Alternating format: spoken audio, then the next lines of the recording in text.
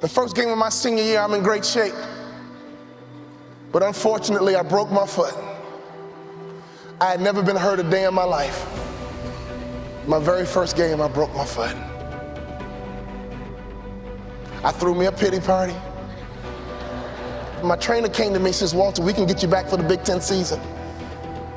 We can get you back, son. We can get you right back in 5 weeks. I said, Roger, when I come out of surgery, I want you to take me to the stationary bike, put me on the bike and take my cast to the pedal. But Walter, when you come out of surgery, you're gonna be on morphine and you won't feel like you go back and rest. I said, Roger, I don't have time to rest. Can you do that favor for me? Can you take me to the stationary bike, put me on the bike and take my cast to the pedal? As soon as surgery was over, he carried me to the stationary bike, put me on that bike and he take my cast to the pedal, and I had a customary workout that was symbolic that I don't have time to rest. I had tears in my eyes as I pedaled that bike, and I thought to myself, I can't quit. I can't give up. I came back in 6 weeks. We playing against the Ohio State Buckeyes on national TV. They had a guy named Jimmy Jackson at that time. On national TV, me and Jimmy Jackson are going at it. In the first half, I had 15 points, 5 rebounds, and 5 assists. And as the first half ran out, I pulled up for my patented baseline jump shot, and I felt my foot break again. I've been trained to follow through.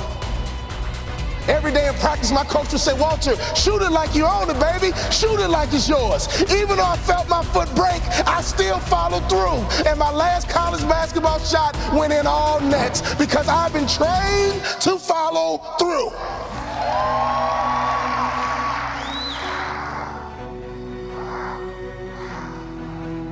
You have to be disciplined every single day and train yourself to follow through on all your fundamentals, and that's how you're going to be successful. You have to do it when you don't feel like it. You have to do it when you feel discouraged. You have to do it when you don't feel healthy. You have to do it when you're under the weather. Every single day, you have to train yourself to focus and commit to your business and follow through.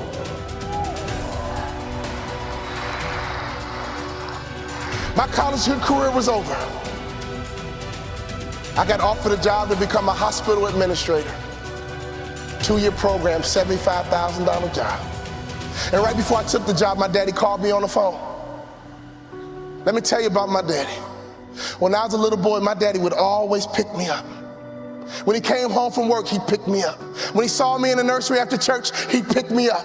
No matter how long he worked, no matter how tired he was, my daddy would always pick me up. So when I had my kids, I would always pick up my kids. When I got home, sometimes I was tired. They have a bottle in one hand, and they just lifted up the other hand, and they knew what daddy was supposed to do. My job was to pick them up. This is a spiritual interaction. When you pick up a child, it is a spiritual transaction. When you pick up a child, you change their perspective. When you pick up a child, all of a sudden they can see the world the way you see it. I don't care what your children have done, there is nothing they can do for you to stop picking them up.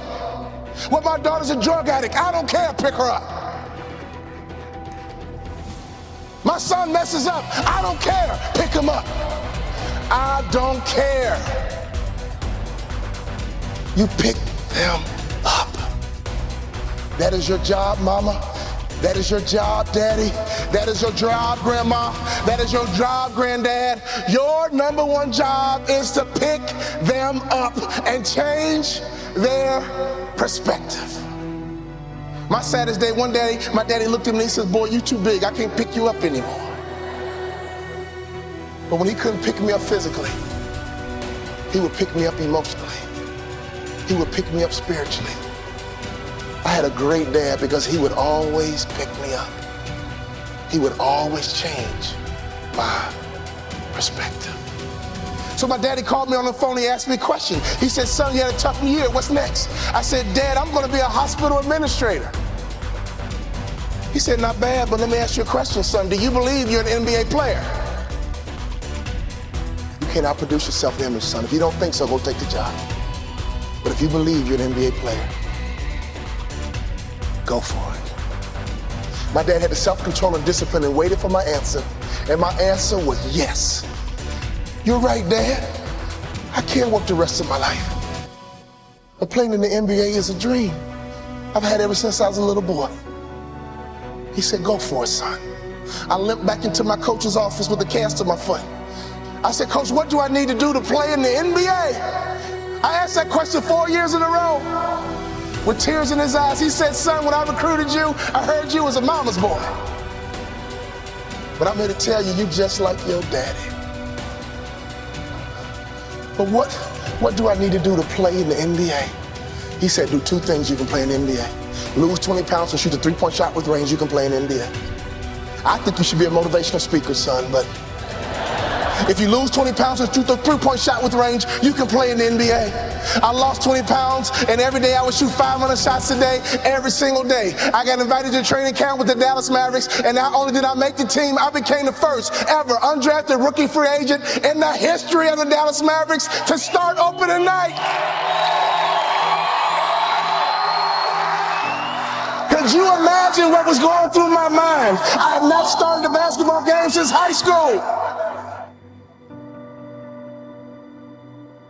I got to the arena and they dimmed the lights and they put the spotlight right on me. Right through the spotlight, I saw my mom, my dad, and all my brothers and sisters. They surprised me at the game. Then I saw my dad. And I just pumped my fist. And he pumped his fist. And tears streamed down my face. Thank you for all those timeouts. Thank you for making sure I was always home when the streetlights came on. Thank you for making sure I could always hear your voice. Thank you for always changing my perspective. I know what it feels like to sit on a bench. I know what it feels like to get knocked down. I know what it feels like to have a hope and a dream, and nobody believes in it but a few people. Go for your dreams. Don't live life with regrets. Go for your dreams. Don't live life with regrets. Go for your dreams. Don't live life with regrets. I could always hear my daddy's voice. You have children, you have grandchildren. Can your children and grandchildren hear your voice? I could always hear my daddy's voice. He would say, go out, have a good time, play with your friends, but don't let the street lights beat you home. When I started my motivational speaking business, I called my daddy and said, Daddy, I'm gonna be a motivational speaker. He said, son, you think you can be successful at it? I said, yes, sir. You think you can make a lot of money at it? I said, yes, sir. He says, go for it. That's all my daddy said to me was go for it. So when I think about life, when I think about my goals, one thing he did for me as a father is to make sure I was always where I was supposed to be. He would have me write my goals down, and he would check in periodically, basically asking me, Walter, where are you supposed to be? Fathers, do you realize how powerful that is? If you ask that question of your kids, what are your goals? What are your future? Who do you want to be when you grow up? And every now and then check in by asking a simple question. Where are you supposed to be? The bell is ringing, and I came to ring your bell and ask you the question, Father, where are you supposed to be? And ask that question to your children. Where are you supposed to be? And don't you quit until you're number one.